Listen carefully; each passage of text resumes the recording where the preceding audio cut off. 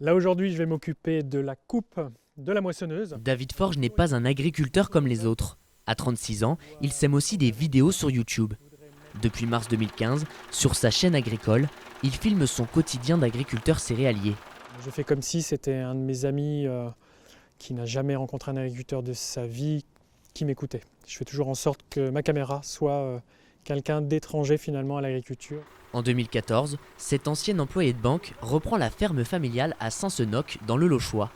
Un an plus tard, son père, retraité, l'aperçoit dans l'exploitation avec sa caméra. Ah bah ça m'a surpris parce que même les questions qu'on lui posait étaient un peu surprenantes.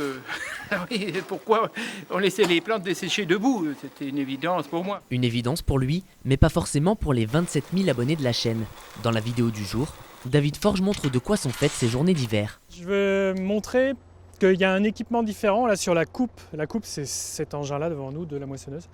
Elle est équipée là pour la récolte du tournesol.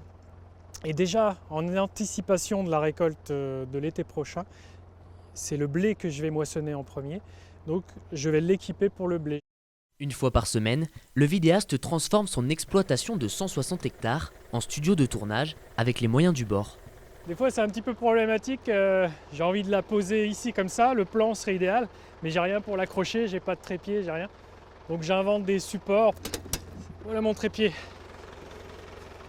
De l'autre côté de la caméra, ce sont parfois plus de 100 000 internautes qui visionnent ces péripéties. Au début, quand une centaine de personnes, 200 personnes regardaient mes premières vidéos, j'arrivais à me représenter un petit peu le monde que ça pouvait faire s'ils étaient là face à moi.